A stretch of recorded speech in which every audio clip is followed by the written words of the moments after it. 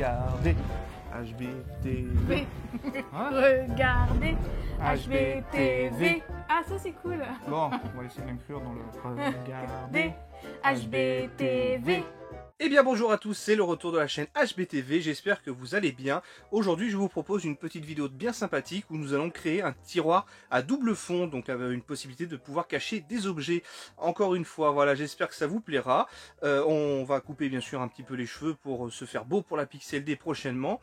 Et voilà, on sera présent, j'espère que vous le serez également. Place à la vidéo, regardez un petit peu ce qu'on va essayer de reproduire aujourd'hui. Hop là, magie. Un tiroir à double fond, donc on va pouvoir cacher les objets.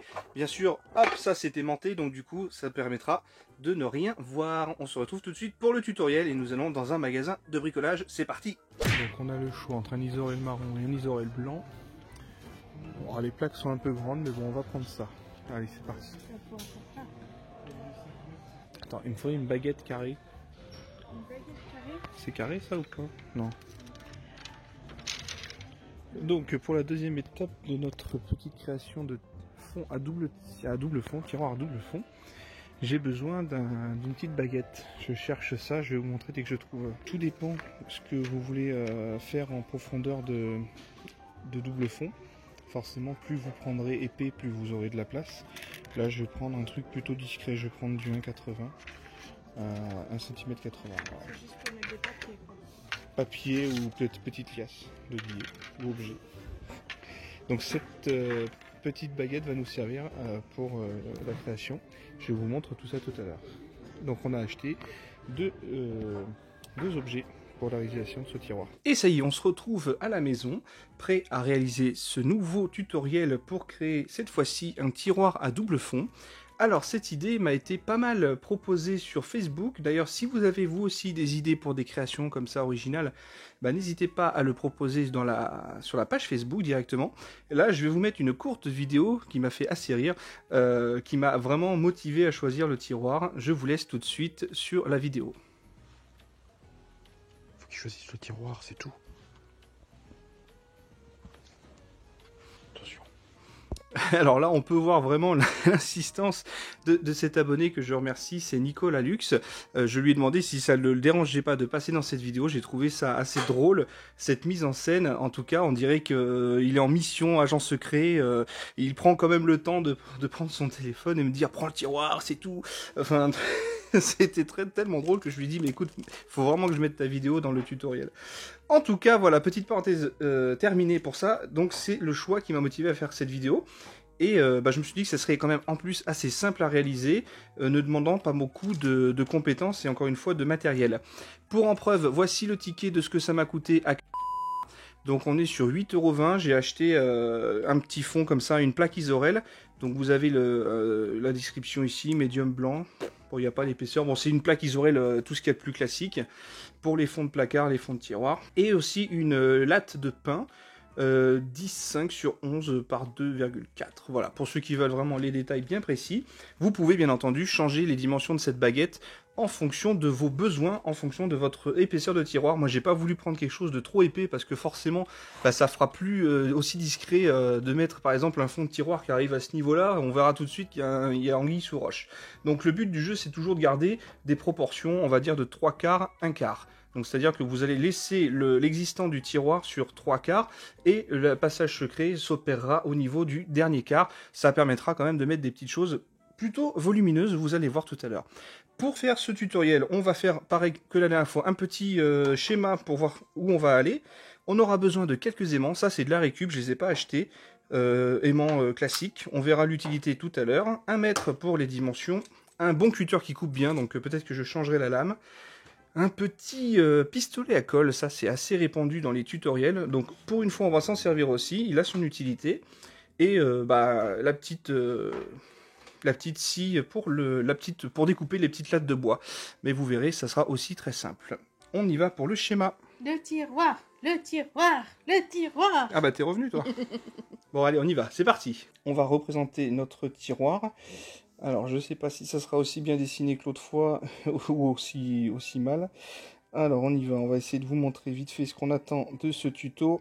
Hop, petite vue en perspective extraordinaire. Tac, tac. Voilà. On sent que les études d'architecte sont présentes, bien entendu, c'est une blague. Donc, en gros, on va tout simplement découper dans ce tiroir rien du tout. On va juste reprendre les dimensions intérieures de la plaque du tiroir. Donc, c'est-à-dire qu'on va mesurer, on va venir prendre ici la mesure latérale et la mesure hop, de ce côté-là, horizontale. Et on aura une dimension qui nous permettra de découper une plaque dans cette plaque isorel qui aura les bonnes dimensions pour venir par-dessus. Le but des petites lattes de bois viendront se mettre sur les côtés. Côté au fond et sur le côté intérieur du tiroir ici, du côté intérieur. Et en fait la plaque va reposer sur ces petites cales. Et ensuite on viendra poser notre aimant sous la plaque avec l'aide de la colle à chaud pour dissimuler un aimant. Comme ça, on aura une ouverture complètement invisible. Ça veut dire qu'il n'y aura absolument rien qui permettra de l'ouvrir. Et même sur place, si quelqu'un arrive à voir qu'il y a un truc, ben, il galérera à l'ouvrir parce qu'il faudra vraiment un outil assez plat pour aller sur les côtés et lever la plaque. Donc nous, ce qu'on va essayer de faire, c'est au plus discret possible à l'aide d'un aimant. D'ailleurs, petite promotion pour les vidéos pêche à l'aimant qui reviendront peut-être cet été, selon les personnes qui souhaiteront éventuellement participer, pourquoi pas. Et puis donc on aura un aimant qui viendra se lever par-dessus, comme l'autre il sera collé par-dessous la plaque, il y aura juste à coller l'aimant au même endroit par-dessus, et hop, ça va soulever la plaque tout simplement. On y va pour la réalisation, c'est parti. Alors on y va pour les dimensions latérales du tiroir. On a alors 35,1, c'est assez précis. J'espère que ça le sera autant à la découpe. 35,10. Et de l'autre côté,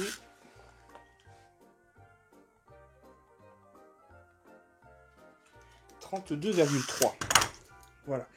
Sachant que ça, c'est des dimensions que vous aurez aussi complètement différentes selon, encore une fois, votre tiroir. C'est juste pour voilà, à reproduire après, à recalquer sur vos dimensions à vous. Parce que ça, si vous avez reconnu, c'est le petit tiroir qui contient les cartouches Game Boy.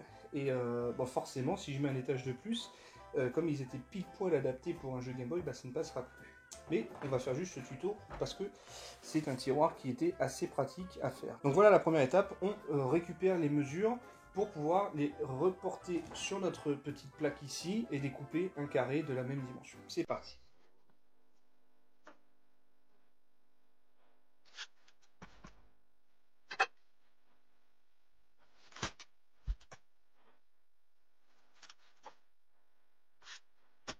Donc pourquoi tracer deux marques? C'est mieux pour pouvoir après reporter le plus possible en ligne droite. Ah, voilà, c'est ça,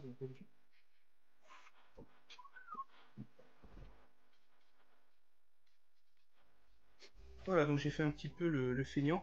J'ai pris le bord qui était déjà découpé, comme ça au moins on gagne un peu de temps. Donc voilà, une fois que vous avez vos dimensions qui sont tracées, bah, on va découper proprement avec un cutter les deux autres côtés.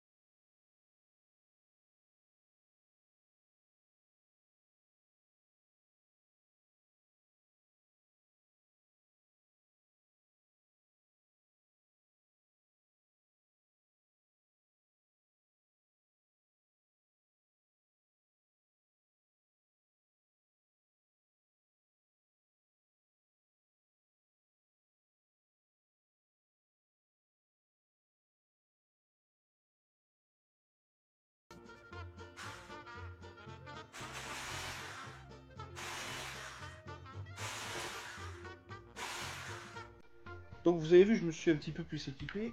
Alors ça m'a pas bien coûté cher, ça m'a coûté 5 € en brocante. C'est vraiment les bons plans. Donc on a découpé nos 4 petites barres. Bon, certes, un petit peu découpé à la manière de... Hein, on comprend.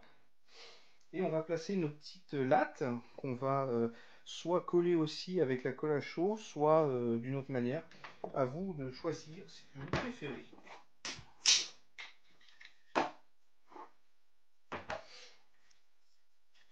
Donc on n'a plus qu'à venir placer nos petites cales ici, ici, ici et là. Alors on arrive enfin à quelque chose qui tient à peu près la route. Toujours avec les moyens du bord, hein, toujours le bricoleur du dimanche, il est là. On va dire que les mesures n'étaient pas super précises, étant donné que j'ai fait ça avec 1 mètre.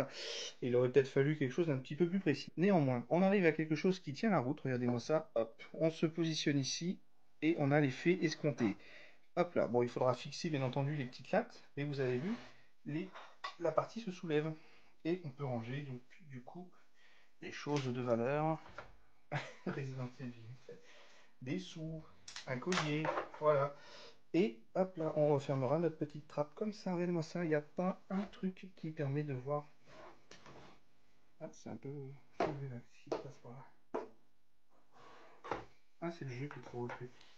Bon, du coup, le jeu est trop épais. Mais regardez, bijoux, argent, hop là, ni vu ni connu. Et c'est dans le tiroir. Et après, on remet par-dessus les objets. Et on y voit encore moins une trace de quelconque petit subterfuge. Bien, écoutez, regardez-moi ça. Moi, je suis assez content du résultat. Hop là, cachette secrète. Hop, avec l'aimant. Et on va récupérer notre magot. On peut vraiment mettre beaucoup parce que, encore une fois, l'épaisseur, ça, faut penser aussi que c'est fixé. Mais moi, je vais pas le faire sur ce tiroir-là, étant donné que je vais remettre mes jeux Game Boy. Mais ça, il faut partir du principe que c'est collé et ça ne bouge plus, en fait. Et ça fait les cales. Et après, ben voilà, vous pouvez mettre ce que vous voulez à hauteur de 1 cm d'épaisseur. Donc, c'est quand même pas négligeable. Donc, et voilà, ça tient tout simplement par un petit peu de colle, un inversé, avec un petit capuchon en fer, hein, ou quelque chose d'assez plat et, comme je vous ai dit, un peu en métal, pour que l'aimant puisse faire son travail de devenir une poignée, en fait, parce que là, après, il ne bouge plus. Donc, c'est vraiment pratique, ce petit aimant. Ça permet de faire une ouverture vraiment invisible. C'est vraiment le but. Et, encore une fois, bah, regardez-moi ça. Et après, quand ça referme dans le tiroir, eh ben, on n'y voit que du feu. Et d'où l'intérêt de ne pas non plus trop monter en épaisseur parce que ça devient un peu suspect. Mais en tout cas, voilà pour cette vidéo. J'espère qu'elle vous aura plu. N'hésitez pas à mettre le petit pouce bleu comme vous voulez. Et puis, on se retrouve pour un prochain tutoriel. N'hésitez pas à me mettre en commentaire ou à me mettre au défi de trouver des cachettes dans des objets du quotidien ou un peu insolites. J'attends de vous lire dans les commentaires. Merci d'avoir regardé cette vidéo. C'était HBTV. À très bientôt. Ciao, ciao. Ciao.